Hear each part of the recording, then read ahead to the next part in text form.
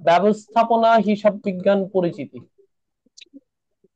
প্রথমে বলতে পারেন হিসাব বিজ্ঞানের প্রধান শাখা কয়টি? তিনটি, দুইটি, তিনটি, হিসাব বিজ্ঞানের প্রধান শাখা দুইটি। কয়টি? দুইটি, দুইটি। হিসাব বিজ্ঞানের প্রধান শাখা দুইটি। এক নম্বর আর্থিক হিসাব বিজ্ঞান। কোন হিসাব বিজ্ঞান?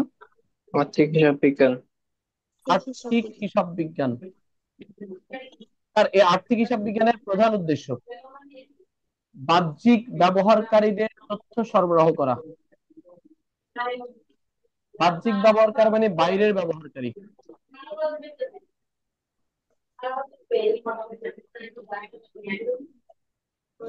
বাহ্যিক ব্যবহারকারীদের তথ্য সরবরাহ করা। তার হিসাব বিজ্ঞানের সবচেয়ে বড় শাখা এটা।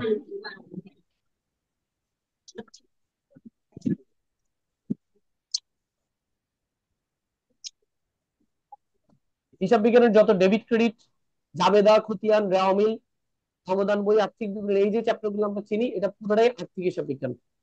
আর্থিক হিসাব বিজ্ঞানের উদ্দেশ্য হচ্ছে বাইরের যারা ব্যবহারকারী বা বাহ্যিক ব্যবহারকারী তাদেরকে হিসাব বিজ্ঞানের বিভিন্ন তথ্য প্রদান করা।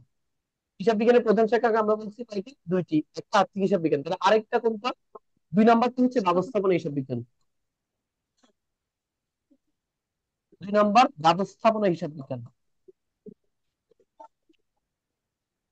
ব্যবস্থাপনা হিসাব বিজ্ঞান মূলত কি করে? ব্যবস্থাপনা হিসাব বিজ্ঞান মূলত অভ্যন্তরীণ ব্যবহারকারীদের তথ্য সরবরাহ করে।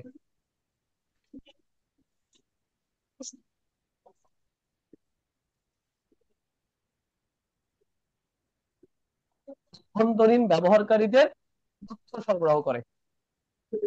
ব্যবস্থাপনা হিসাব বিজ্ঞানের একটা অভ্যন্তরীণ ব্যবহারকারী কারা, তাদের কাছে সে তথ্য সরবরাহ করবে। যেমন কোম্পানির পরিচালক যারা আছেন, মালিকানা কারবার বা অংশীদার কারবারের মালিক যারা আছেন, প্রতিষ্ঠানের কর্মকর্তা যারা আছেন, তাদেরকে তথ্য দিবে ব্যবস্থাপনা হিসাব বিজ্ঞান।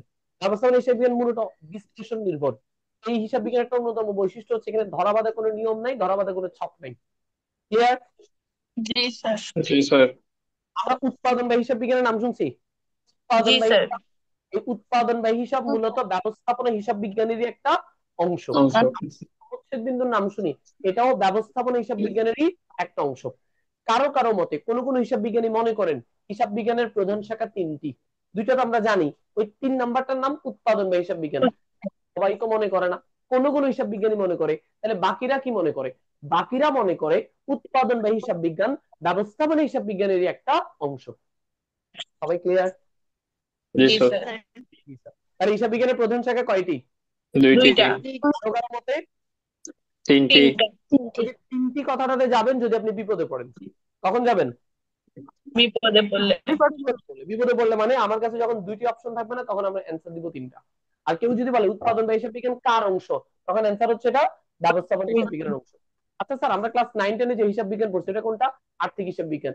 আমরা যে অ্যাকাউন্টিং ফার্স্ট পেপার পড়ছি ইন্টারমিডিয়েটে বা আর্থিক হিসাব বিজ্ঞান, তাহলে 9-10 আর্থিক হিসাব বিজ্ঞান, অ্যাকাউন্টিং ফার্স্ট পেপার আর্থিক হিসাব বিজ্ঞান। আমরা অ্যাকাউন্টিং সেকেন্ড পেপারে কিছু চ্যাপ্টার পড়ছি যেটা ব্যবস্থাপনা হিসাব বিজ্ঞান। ক্লিয়ার? জি স্যার।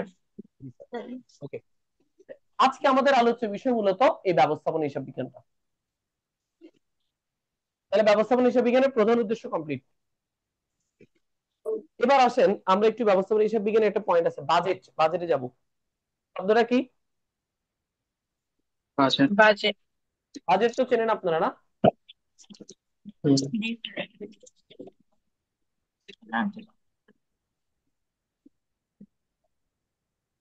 শব্দটা কি?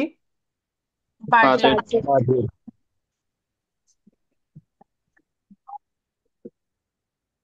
একটা ফরাসি শব্দ থেকে এই বাজেট শব্দ আসছে। আপু ডিস্টার্ব করে না বাবা, ঠিক আছে?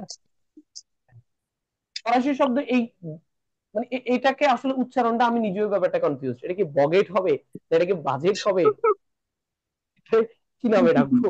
ঠিক আছে, মূলত এই ফরাসি শব্দ থেকে থেকে বাজেট শব্দের উৎপত্তি,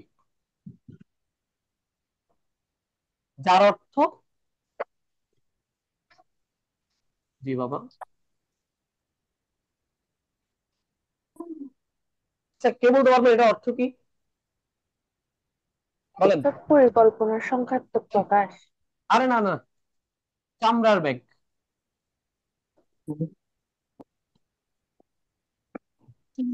এই শব্দটার অর্থ কি? চামড়ার ব্যাগ। চামড়ার ব্যাগ, প্যাকেট বা থলে। ক্লিয়ার? তুমি জি স্যার। এটা নিয়ে আসো, যাও। ওখান থেকে একটা কলম নিয়ে আসো, যাও। এরকম একটা আছে, যাও। ওকে স্যার, এবার তাহলে আসেন বাজেট কাকে বলে। এটা হচ্ছে উৎপত্তি। উৎপত্তিটা একটু পড়বেন, উৎপত্তিটা একবার আসছিল কোন একটা বোর্ড পরীক্ষা আসছিল এইচএসসি তে, এডমিশন টেস্টে আসেনি। ওকে, এরপরে আসেন বাজেট কাকে বলে। দেখেন আমি ঢাকা যাব, কিভাবে যাব? আমি সোহাগ বাসে করে ঢাকা যাব, এটা হচ্ছে পরিকল্পনা। এখন এই যে সোহাগ বাসে করে ঢাকায় যাইতে কত টাকা লাগবে, ধরেন 1600 টাকা লাগবে গাড়ি ভাড়া। এই 1600 টাকা হচ্ছে বাজেট। আমি ঢাকা যাওয়ার বাজেট 1600 টাকা, আর আমি ঢাকা যাব এটা হচ্ছে পরিকল্পনা। পার্থক্যটা বুঝছি? জি স্যার। জি স্যার। তাহলে বাজেট কি? পরিকল্পনার সংখ্যাত্মক প্রকাশকে বাজেট বলে। ক্লিয়ার? তো আমাদের কোন একটা জানি পরীক্ষা ছিল, কোন ধরনের পরিকল্পনা? উত্তর হচ্ছে ভবিষ্যৎ পরিকল্পনা, যদিও ভবিষ্যৎ কথাটা লিখতে হয় না, তাও ওই একটা পরীক্ষা আসছিল বাজেট কি, অপশনে ভবিষ্যৎ পরিকল্পনা ছিল, এই জন্য আমি লিখলাম ভবিষ্যৎ পরিকল্পনার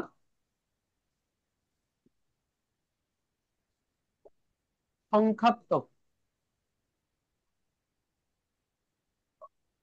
প্রকাশকে বাজেট বলে। তাহলে বাজেট হচ্ছে পরিকল্পনারই একটা সংখ্যাগত প্রকাশ। বুঝছি কি? জি স্যার। জি স্যার। এবার আসেন, তাহলে বাজেট কি? উত্তর পরিকল্পনার সংখ্যাত্মক প্রকাশ। আর বাজেট মূলত আসলে পরিকল্পনারই একটা অংশ। এটা আমরা ম্যানেজমেন্টেও পাবো, আমরা অ্যাকাউন্টিং তো পাবোই। ঠিক আছে, এখন আমাদের প্রতিষ্ঠানে অনেক ধরনের বাজেট হয়, তো আমরা এখানে 2 থেকে 3টা বাজেটের নাম একটু মনে রাখবো।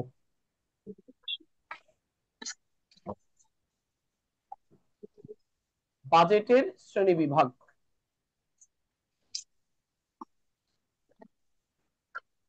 নাম্বার। সবার আগে আমরা তৈরি করব বিক্রয় বাজেট। কোন বাজেট? বিক্রয় বাজেট। আচ্ছা আসেন কেন সর্বপ্রথম প্রস্তুত করা হয়, এটা খুব গুরুত্বপূর্ণ, পরীক্ষা আসে। কোন বাজেট সবার আগে তৈরি করা হয়? উত্তর বিক্রয় বাজেট। এখন আসেন কেন। উত্তর হচ্ছে, দেখেন আমি বই উৎপাদন করি বা বই তৈরি করি, তো কাদের জন্য? কাস্টমারদের জন্য। আমাকে আগে দেখতে হবে আমার এই বইয়ের কাস্টমার কতজন। আমার বইয়ের কাস্টমার আছে 50 জন, আমি 500 বই উৎপাদন করলাম, বিক্রি করতে পারবো? হ্যাঁ স্যার। আলাই দিতে হবে।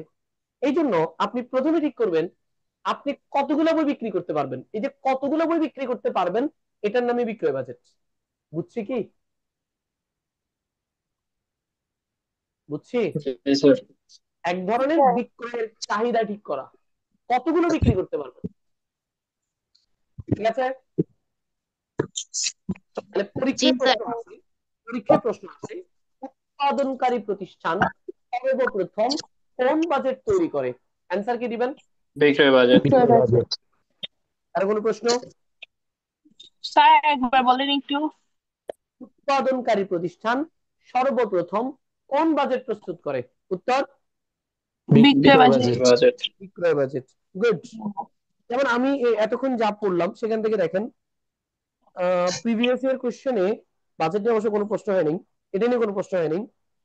আচ্ছা হয়েছে, কুমিল্লা বিশ্ববিদ্যালয় 2019-20 আপনাদের বইয়ের পেজ নাম্বার 423, প্রশ্ন নাম্বার 17, কুমিল্লা বিশ্ববিদ্যালয় 19-20 সেশন। প্রশ্ন ছিল এরকম, নিচের কোনটিকে বিবেচনার মাধ্যমে বাজেটিং কার্য শুরু হয়? অপশনগুলো দেখেন, বিক্রয় বাজেট। অর্থসংস্থান বাজেট, ক্রয় বাজেট, বিক্রয় বাজেট, উৎপাদন বাজেট। বলেন তো কোনটা দিয়ে বাজেট শুরু করি? বিক্রয় বাজেট। বিক্রয় বাজেট। বুঝছি। হুম। জি আচ্ছা, স্যার। এরপর এটা প্রশ্ন করছে 27 নম্বর, তাও কুমিল্লা বিশ্ববিদ্যালয় 24-25 সেশন। বাজেট কিসের সংখ্যাত্মক প্রকাশ? যদি এখানে সংখ্যাত্মক বানানটা ভবিষ্যৎ পরিকল্পনা। ইউনিভার্সিটিতে ভুল, আমাদের না, ইউনিভার্সিটি এভাবে লিখছে। তাহলে অ্যান্সার কি হবে বলেন? ভবিষ্যৎ পরিকল্পনা। ভবিষ্যৎ পরিকল্পনা, রাইট। মানে ওরা ইচ্ছে করে এটা পেঁচাইছে, ভবিষ্যৎ, বর্তমান, অতীত। তাহলে ভবিষ্যৎ পরিকল্পনার সংখ্যাত্মক প্রকাশকে কি বলে? বাজেট। বাজেট। পারবেন? জি স্যার। জি স্যার। জি স্যার। ওকে, এরপরে আসেন 2 নম্বরে আসবে উৎপাদন বাজেট। তাহলে আপনি আগে চাহিদা ঠিক করবেন, তারপর উৎপাদন করার জন্য বাজেট তৈরি করবেন। এরপর আরো অনেকগুলো বাজেট আছে, প্রয়োজন নেই, ইত্যাদি ইত্যাদি ইত্যাদি। ঠিক আছে? জি স্যার। জি স্যার। এবার আসেন আমরা আমাদের 3 নম্বর পার্ট। এই ব্যবস্থাপনা হিসাব বিজ্ঞান নিয়ে এতটুকু পড়লেই এনাফ, আর লাগবে না। এখন আমরা এই সমচ্ছেদ বিন্দু বুঝতে হলে দুইটা ব্যয় একটু ভালো করে বুঝতে হবে। এগুলো নিয়ে আমরা আগে একবার কথা বলছিলাম। একটা হচ্ছে স্থায়ী ব্যয়, আর একটা হচ্ছে পরিবর্তনশীল ব্যয়। ঠিক আছে? জি স্যার। তাহলে আমাদের এখন আলোচ্য বিষয় স্থায়ী ব্যয় এবং পরিবর্তনশীল ব্যয়।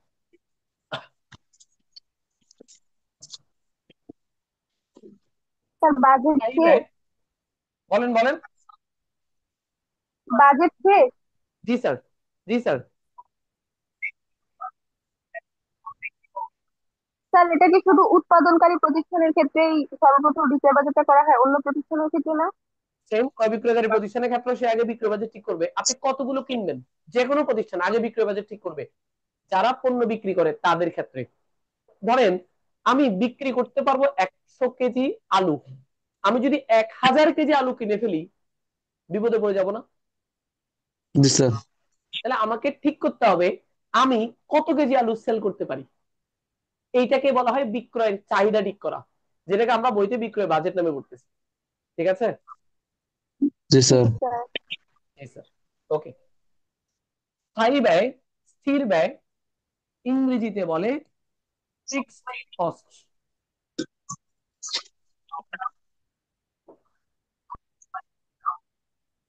আচ্ছা, আসেন এটা কি জিনিস এটা একটু বুঝি। প্রথমে এটার একটু উদাহরণ দিয়ে দিই, তাহলে সংজ্ঞা বুঝতে সহজ হবে। এটার কমন দুইটা উদাহরণ হচ্ছে, একটা ভাড়া, একটা হচ্ছে বেতন। একটা কি? ভাড়া। ভাড়া। আরেকটা কি? বেতন। বেতন। আপনাকে পরীক্ষায় চালাকি করে বলতে পারে বিক্রয় কর্মীর বেতন, অথবা অফিসের ভাড়া, অথবা শোরুমের ভাড়া, মানে ভাই অল কাইন্ডস অফ ভাড়া। আপনি যত ভাড়া পাবেন সব কি ব্যয়? তাই। স্থির ব্যয়। স্থির স্থায়ী ব্যয়। ব্যয়। স্থির ব্যয় বা স্থায়ী ব্যয়। আমরা কি বুঝছি? জি স্যার। জি স্যার। জি স্যার। জি স্যার। তো কমন উদাহরণ হচ্ছে বেতন আর ভাড়া। আরেকটা উদাহরণ দেওয়া যায় বীমা। আরেকটা উদাহরণ কি? বিমা। বীমা। তবে মূল মূল উদাহরণে দুইটা আপাতত খেয়াল রাখেন, আমরা যখন ব্যয় ব্যয় শ্রেণী বিভাগে যাবো ওখানে আরো বিস্তারিত কথা বলবো। আগে আমরা এই দুইটা উদাহরণ দিয়ে একটু বোঝার চেষ্টা করি। আচ্ছা দেখেন, আমার ক্লাসরুমে, আমার এই একটা ক্লাসরুমে প্রতি মাসে আমাকে ভাড়া দিতে হয় ধরেন 10,000 টাকা। আচ্ছা, আমার এই রুমে কত স্টুডেন্ট ক্লাস করে তার উপর কি ভাড়াটা নির্ভর করবে? না। না স্যার। মানে আমাকে যিনি এই রুমটা ভাড়া দিচ্ছেন তিনি কি বলবেন আপনি স্টুডেন্ট কম পাইলে আমাকে টাকা একটু কম দিয়েন, স্টুডেন্ট বেশি পাইলে টাকা একটু বেশি দিয়েন, এরকম বলবে? না। না স্যার। না স্যার। না। তাহলে এই রুমের ভাড়াটা হচ্ছে স্থায়ী ব্যয়। আমি ধরেন কথার কথা যেটা আমি স্টুডেন্ট পড়াই, কি বাবা কলম দিব? তুমি হাত দিয়ে লেখো, যাও হাত দিয়ে লিখতে পারবো আসলে, এইভাবে দেখো হাত দিয়ে লেখা। আচ্ছা, আপনি ধরেন স্টুডেন্ট, যেমন আমি যেহেতু স্টুডেন্ট পড়াই, স্টুডেন্ট দিয়ে সহজ উদাহরণ দিই। আমি যেহেতু স্টুডেন্ট পড়াই, তাহলে আমার এই ক্লাসরুমে আমি যদি 100 জন পড়াই তাদের জন্য আমাকে 10,000 টাকা দিতে হবে। আমি যদি 200 জন পড়াই তাও আমি 10,000 দিব। আমি যদি 10 জন শিক্ষার্থী পড়াই তাও আমি 10,000 টাকা ভাড়া দিব। তার মানে আমার ভাড়া আমার প্রতিষ্ঠানের যে স্টুডেন্ট সংখ্যা বৃদ্ধি বা হ্রাসের সাথে কি জড়িত? না স্যার। না মানে স্যার। যে ব্যয় ধরেন আপনি উৎপাদনকারী প্রতিষ্ঠান, সাধারণত আমরা উৎপাদনকারী প্রতিষ্ঠানের অঙ্গ করতেছি। উৎপাদনকারী প্রতিষ্ঠানের ক্ষেত্রে যে ব্যয় তাদের উৎপাদনের সংখ্যা বা পরিমাণের উপর নির্ভর করে না, তাকে তার কারখানার ভাড়া দিয়ে ফেলতে হবে, সে উৎপাদন করলেও দিতে হবে, না করলেও দিতে হবে। এটাকে বলে স্থায়ী ব্যয়। আমরা কি কনসেপ্টটা বুঝছি? জি স্যার। জি স্যার। কারো কোনো প্রশ্ন থাকলে বলতে পারেন, তারপর আমি বাকি লাইনে যাব। বুঝছি। কারো কোনো প্রশ্ন আছে? না স্যার। ওকে, না স্যার। থাকলে থাকলে একটু প্রশ্নগুলো বলি স্যার।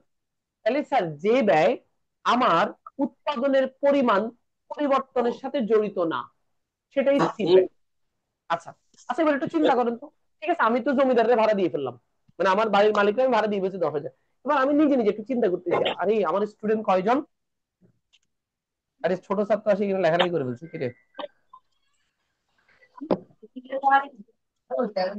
ধরেন আমি চিন্তা করতেছি যে আমার স্টুডেন্ট হচ্ছে কথার কথা 100 জন। আচ্ছা, তখন আমার জন প্রতি রুম ভাড়া কত পড়বে? এদিকে লেখো, এইদিকে লেখো তো, কত পড়বে রে?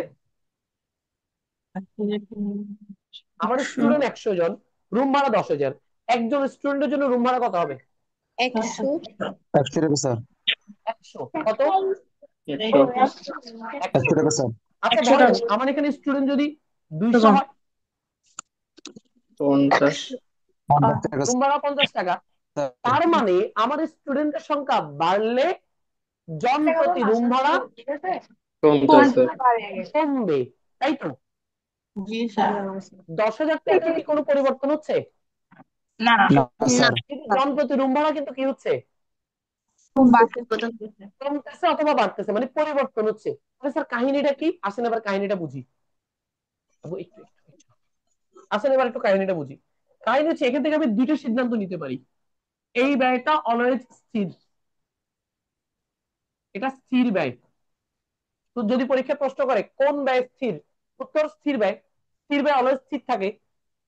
সেকেন্ড, যখন আমি জন প্রতি বলতেছি তখন এই ব্যয়টা কমে অথবা বাড়ে, মানে ওঠানামা করে। এইটাকে বলে একক প্রতি পরিবর্তনশীল। কিশীল? পরিবর্তন তার মানে আমার এই ব্যয়টা একক প্রতি কি হয়? পরিবর্তন পরিবর্তন হয়। আমরা কি সেকেন্ড লাইনটা সবাই বুঝছি? তার স্থায়ী ব্যয়ের কয়টা বৈশিষ্ট্য বললাম? দুইটা। দুইটা। স্থায়ী ব্যয় অলওয়েজ স্থির, কখনো চেঞ্জ হয় না। 10,000 টাকাই জমিদারকে দিতে হবে। তাহলে জমিদারকে কত দিব? 10,000। স্টুডেন্ট বাড়লে 10,000, কমলে 10,000, মানে যাই বলি 10,000। কিন্তু এক, এবার আমি নিজে নিজে চিন্তা করতেছি, আরে আমার স্টুডেন্ট কয়জন? 100 জন। তাহলে জন প্রতি রুম ভাড়া কত পড়তেছে? 100 টাকা। আমার স্টুডেন্ট যখন 200, জন প্রতি রুম ভাড়া 50। তার মানে এটা একক প্রতি যখন আমরা বিবেচনা করতে যাই তখন এটা কম বেশি হতে পারে, মানে ওঠানামা করতে পারে, যেটাকে আমরা বলতেছি পরিবর্তনশীল। পরীক্ষায় একক প্রতি বললে উল্টা অ্যান্সার দিবেন। মানে স্যার, যদি পরীক্ষায় বলে কোন ব্যয় একক প্রতি পরিবর্তনশীল, অ্যান্সার হবে স্থায়ী ব্যয়। ক্লিয়ার? যদি পরীক্ষায় প্রশ্ন করে কোন ব্যয় একক প্রতি স্থির, অ্যান্সার কি দিবেন? স্থির পরিবর্তনশীল ব্যয়। স্যার। পরিবর্তনশীল ব্যয়, উল্টাটা। তাহলে একক প্রতি বললে কি অ্যান্সার? উল্টাটা। উল্টাটা। উল্টা অ্যান্সার। সবাই ক্লিয়ার? স্যার একবার বলেন পরিবর্তনশীল ব্যয় ওই এটা। কি বলেন, কি বলবো, কোনটা বলবো? এক- একক প্রতি পরিবর্তনশীল ব্যয়ের ইয়াটা একবার বলেন উদাহরণটা। আমি একটা, আমি একজন স্টুডেন্টের জন্য রুম ভাড়া কত দিব, এটা বের করব কিভাবে? আমার টোটাল স্টুডেন্ট দিয়ে আমি রুম ভাড়াকে নিশ্চয় ভাগ করব। জি জি স্যার। স্যার। আমার স্টুডেন্ট 200 হলে আমার রুম ভাড়া পড়বে 50 টাকা। আমার স্টুডেন্ট জি। যখন 100 হবে আমার রুম ভাড়া পড়বে 100 টাকা। তার মানে আমার একটা স্টুডেন্টের জন্য রুম ভাড়া কখনো কমতেছে কখনো বাড়তেছে, কিন্তু রুম ভাড়া তো অলওয়েজ স্থির থাকে। জমিদারকে তো আমি 10,000 টাকাই দিব, কখনো তো কম দিব না, বেশি দিব না। কিন্তু আমি ওই যে আমার ব্যবসায়িক প্রফিট হিসাব করার ক্ষেত্রে আমরা ওই সময় দেখি না যে আচ্ছা একটা স্টুডেন্ট থেকে যে আমি টাকাগুলো নিচ্ছি এখানে আমার কয় টাকা লাভ হচ্ছে, এটা বুঝার জন্য তখন আমরা একক প্রতি রুম ভাড়া বের করতে পারি। ওই রুম ভাড়াটা ওঠানামা করতে পারে বা পরিবর্তন হয়। ঠিক আছে? ওইটাতে জি বলবো। স্যার। ওকে, আসেন তাহলে এবার আমরা সংজ্ঞাটা সাজাই লিখি। তাহলে দুইটা বৈশিষ্ট্য আমরা বের করছি, এবার একটা সংজ্ঞা আমরা সাজাই। আচ্ছা, আমরা কোন ব্যয় তাহলে পড়তেছিলাম? স্থির ব্যয়। কোন ব্যয়? স্থির ব্যয়। স্থির ব্যয়। স্থির ব্যয়।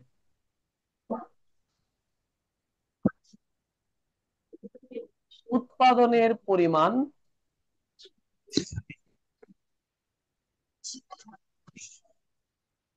পরিবর্তনের সাথে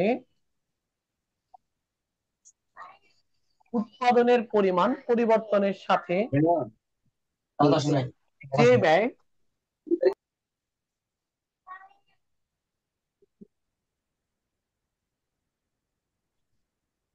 পরিবর্তিত হয় না, তাহলে পরিবর্তন হবে না। জি, হাত দিয়ে লেখো। বা স্থির থাকে, একটু বুঝছেন কিনা দেখেন তো একটু। উৎপাদনের পরিমাণটা যদি চেঞ্জ হয়, যে ব্যয় পরিবর্তন হবে না বা স্থির থাকবে। একটু ক্লিয়ার? জি স্যার। আচ্ছা, এবার সেকেন্ড বৈশিষ্ট্য, একটু পর্যন্ত একটা বৈশিষ্ট্য, এই ব্যয়টা অলওয়েজ স্থির, কখনো চেঞ্জ হবে না। উৎপাদনের পরিমাণ বাড়লেও চেঞ্জ হবে না, কমলেও চেঞ্জ হবে না। কিন্তু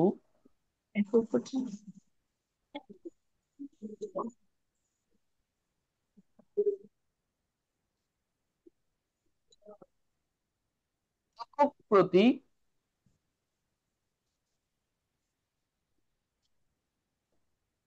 পরিবর্তনশীল তাকে স্থায়ী ব্যয় বা স্থির ব্যয় বলে।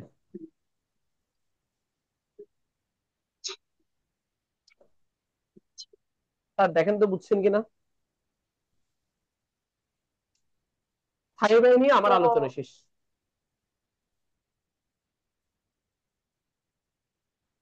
আচ্ছা স্যার, আমরা মজুরিকে ফিক্সড কস্ট কেন বলতে পারবো না? আচ্ছা, ঠিক আছে, ভালো প্রশ্ন। আচ্ছা, মজুরি মানে কি বলেন তো?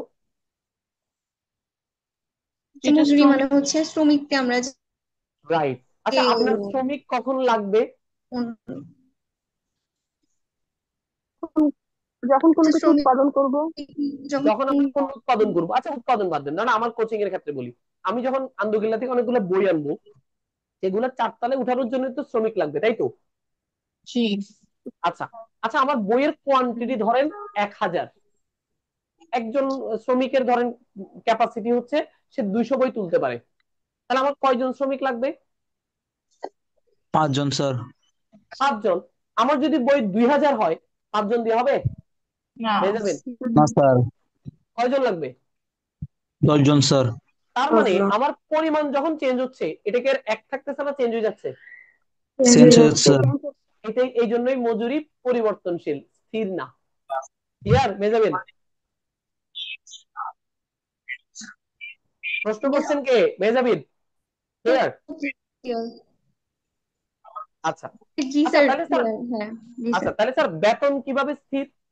আচ্ছা, আপনারা স্টুডেন্ট ডেলি বাড়তেছেন না? বাড়তেছেন, যেমন আজকেও আপনারা প্রায় 10 থেকে 15 জন অ্যাড হয়েছে নতুন করে আমাদের এখানে। আপনাদের স্টুডেন্ট বেড়ে যাওয়ার কারণে আপনাদের নান্নু ভাইয়ের বেতন কি বাড়বে? না। না, নান্নু ভাইয়ের বেতনটা ফিক্সড। নান্নু ভাইয়ের সাথে কথা হয়েছে প্রতি মাসে উনি কত টাকা বেতন পাবে। তাহলে এই বেতনটা কিন্তু বাড়তেছে না, স্টুডেন্ট বাড়লেও বাড়বে না, তার মানে এই বেতনটা স্থির ব্যয়। ক্লিয়ার? জি সবাই বুঝছি? জি স্যার।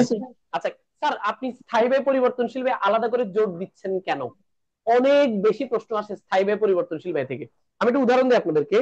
আপনাদের কাছে হিসাব সমীকরণ বইটা আছে, এই বইয়ের পেজ নাম্বার, নতুন বইয়ের পেজ নাম্বার 412-তে দেখেন।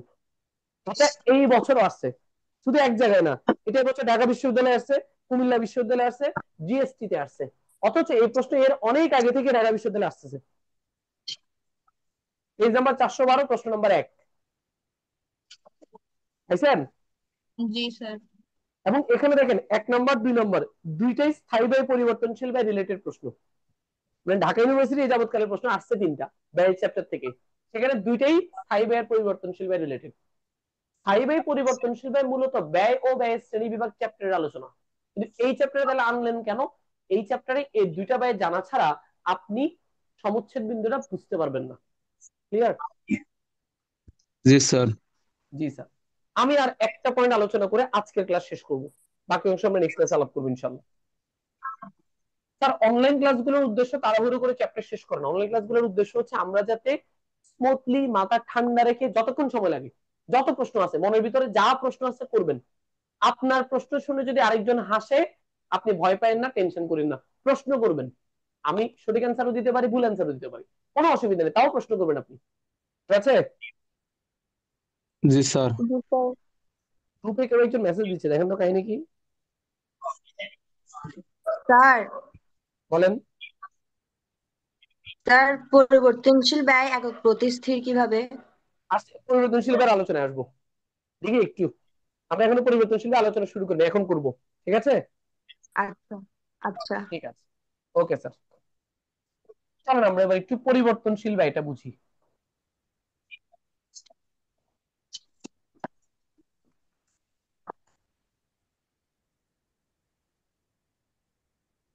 পরিবর্তনশীল ব্যয়, যাকে আমরা চলতি ব্যয় বলি,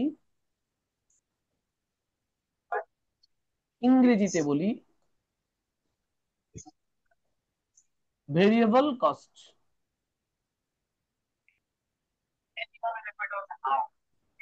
প্রথমে উদাহরণ দিই, পরিবর্তনশীল ব্যয় কারা, কারণ আগে উদাহরণটা মনে রাখবেন, পরীক্ষা মূলত উদাহরণটা আসবে। তাহলে স্যার ওই সংজ্ঞা লেখাছেন কেন? সংজ্ঞা থেকেও কিন্তু মাঝে মাঝে প্রশ্ন আসতেছে। ঢাকা ইউনিভার্সিটি যে 2 নম্বর কোশ্চেনটা, ওটাতে দেখেন সংজ্ঞার প্রভাব আছে। ঠিক আছে, পরিবর্তনশীল ব্যয় মূলত দুইটা উদাহরণ আমরা একটু ভালো করে শিখবো। কি লিখলাম? কাঁচামাল। কাঁচামাল। কাঁচামালের অপর নাম হচ্ছে মালামাল, একই জিনিস, কমা শ্রম অথবা মজুরি। আচ্ছা আচ্ছা, আপনারা প্রত্যেকে কোচিং এর জন্য স্থায়ী সংখ্যা না পরিবর্তনশীল সংখ্যা? পরিবর্তনশীল। পরিবর্তনশীল কেন? এডমিশন ব্যাচ 2025 আমরা কতজন স্টুডেন্ট পাবো আমরা কি জানি? না। না স্যার, তার মানে না। এই ব্যাপারটা নিশ্চিত না অনিশ্চিত? অনিশ্চিত স্যার। অনিশ্চিত। অনিশ্চিত, গুড। আচ্ছা, তাহলে এখন আমি হিসাব সমীকরণ বই কতগুলো ছাপাবো আমরা কি নিশ্চিত না অনিশ্চিত? অনিশ্চিত স্যার। অনিশ্চিত। যদি আপনারা স্টুডেন্ট বেড়ে যান তাহলে হিসাব সমীকরণ বই বেশি লাগবে, আপনারা যদি কমে যান হিসাব সমীকরণ বই কম লাগবে। কম লাগবে। আচ্ছা চিন্তা করেন তো, আমার যে কোচিং, এই কোচিং এ আপনাদের পড়ানোর জন্য আমার মূল ম্যাটেরিয়ালস কি বই না? জি জি স্যার। স্যার। তার মানে আমার প্রতিষ্ঠানে কাঁচামালটা কে বই না? জি জি স্যার। স্যার। আচ্ছা, এবার আসেন, তাহলে আমার বই কতগুলো লাগবে আমরা কিন্তু জানি না, অনিশ্চিত, বেশিও লাগতে পারে কমও লাগতে পারে। আচ্ছা কখন বেশি লাগবে? স্টুডেন্ট সংখ্যা বাড়লে স্যার। স্টুডেন্ট সংখ্যা বাড়লে, স্টুডেন্ট সংখ্যা বাড়লে বা উৎপাদনের পরিমাণ বাড়লে পরিবর্তনশীল ব্যয় বাড়বে। বৃদ্ধি পায়। Very good. আর উৎপাদনের পরিমাণ কমে গেলে বা স্টুডেন্টের সংখ্যা কমে গেলে পরিবর্তনশীল ব্যয় কমে যায়। Okay sir. আচ্ছা আচ্ছা, এবার আসেন তো, আপনারা প্রত্যেকেই মানে প্রত্যেক স্টুডেন্ট কয়টা করে হিসাব সমীকরণ বই পাইছেন? একটা করে। একটা। তাহলে বলেন তো, আপনি কি আনলিমিটেড বই পাওয়ার সুযোগ আছে? না স্যার, না। তাহলে এই সংখ্যাটা স্থির না পরিবর্তনশীল? স্থির স্যার। স্থির। এবার মিলান, আমরা কি বলছিলাম? পরিবর্তনশীল ব্যয় এটা অলওয়েজ পরিবর্তনশীল, এটা স্থির না, হুম। কিন্তু একক প্রতি পরিবর্তনশীল ব্যয়টা কি থাকবে? স্থির থাকবে। দিঘি বুঝছেন? হ্যাঁ জি স্যার। স্যার। কিভাবে স্থির, উদাহরণটা ক্লিয়ার? হ্যাঁ আমি একটা স্টুডেন্টের জন্য একটা বই ফিক্স করব, দুটা বই ফিক্স করার সুযোগ নেই। তার মানে এই পরিবর্তনশীল ব্যয়গুলা একক প্রতি অলওয়েজ স্থির থাকবে। আমি কি বুঝাতে পারছি? জি জি স্যার। স্যার। ওকে স্যার, তাহলে আমরা সংজ্ঞা বানাই, চলেন।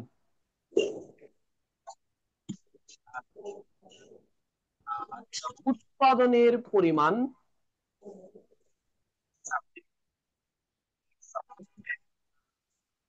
আমি বলতেছি পরিবর্তন, পরীক্ষা বলতে পারে বৃদ্ধি বা হ্রাস, একই কথা এমসিকিউতে।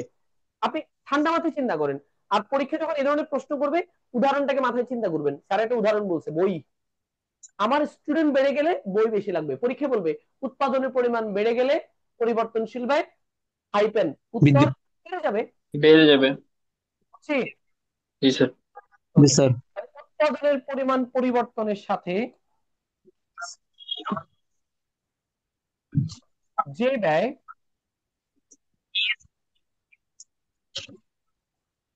পরিবর্তিত হয়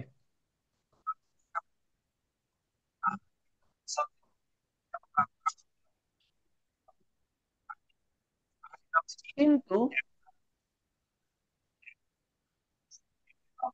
একক প্রতি কি থাকে,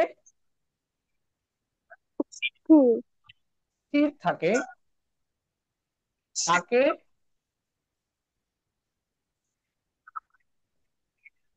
পরিবর্তনশীল ব্যয় বলে। বলে। আর কোনো প্রশ্ন? স্যার না স্যার। তাহলে আমরা কি আপাতত শেষ করতে পারি স্থির ব্যয় পরিবর্তনশীল ব্যয়ের আলোচনা? জি স্যার। ওকে, স্যার আমি আগে আমার রেকর্ডটা স্টপ করি।